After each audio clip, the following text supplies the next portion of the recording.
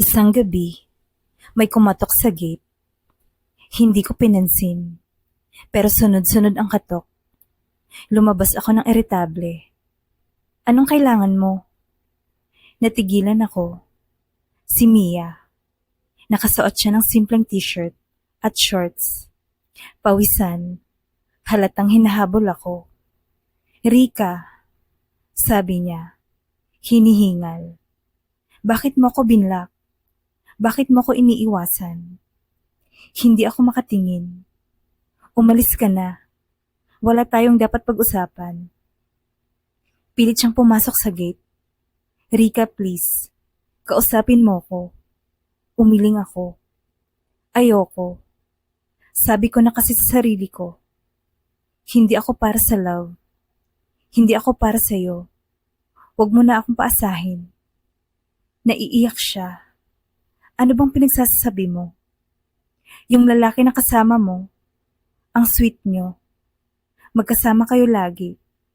Niloko mo lang ako. Bigla siyang napatigil. Nagdaka. Tapos tumawa. Parang kinoryente ako.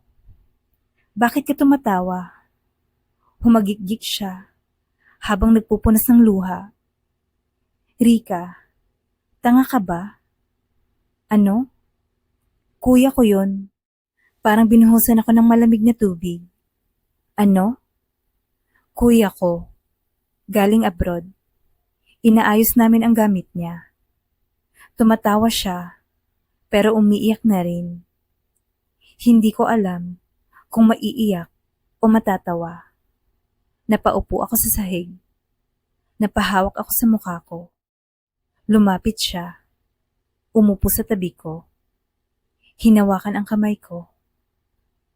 Bakit ka ba ganyan? Bakit mo agad iniisip na iiwan kita? Hindi ako makatingin.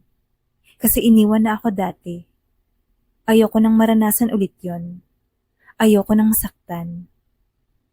Hinaplos niya ang pisngi ko. Rika, hindi lahat iiwan ka. Hindi ako ganun. Tumulo ang luha ko. Umiyak ako ng todo. Niyakap niya ako ng mahigpit. Andito ako. Hindi kita iiwan. Pinahid niya ang luha ko. Sorry kung hindi ko agad na-explain. Kung alam ko lang na ganito ang iisipin mo. Umiling ako. Sorry din. Ang bilis kong nag-judge. Ang bilis kong sumuko. Ngumiti siya. Huwag ka nang umiyak. Hindi ko kaya. Kasi mahal na kita. Natigilan siya. Nanlaki ang mata. Tapos ngumiti. Ang tagal kong hinintay. Marinig yan. Ano? Mahal kita, Rika. Simula pa noong unang araw na nagkita tayo. Hindi ko alam kung anong gagawin. Pero lumapit siya. Hinawakan niya ang mukha ko ng dalawang kamay at hinalikan ako. Malambot, mainit, mabagal, punong-puno ng damdamin.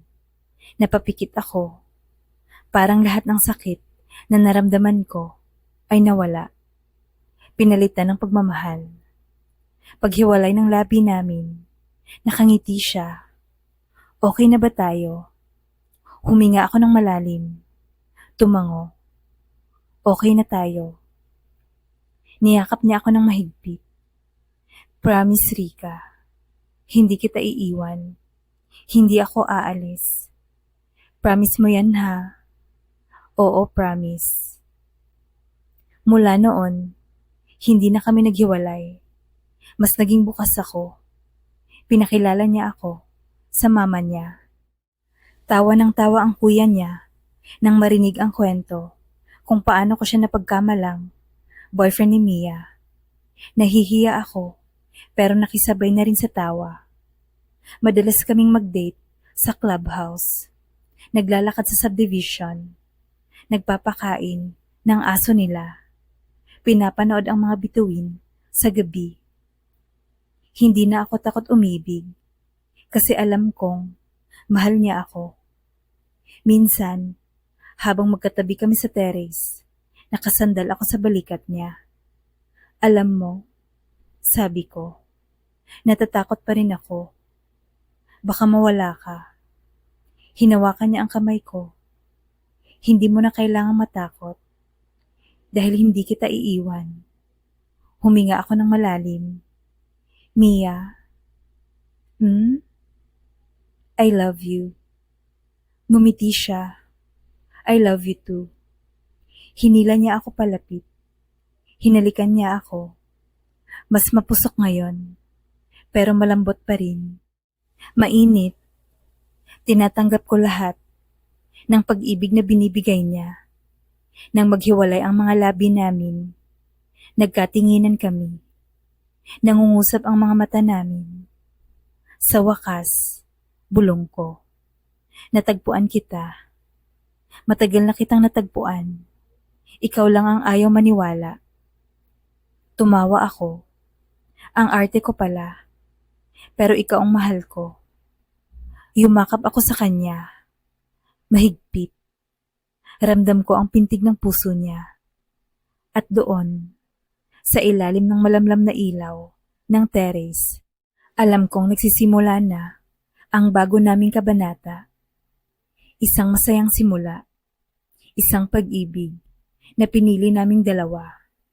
Kahit anong sakit ng nakaraan, kahit ilang beses akong iniwan, ngayon alam ko na may para sa akin.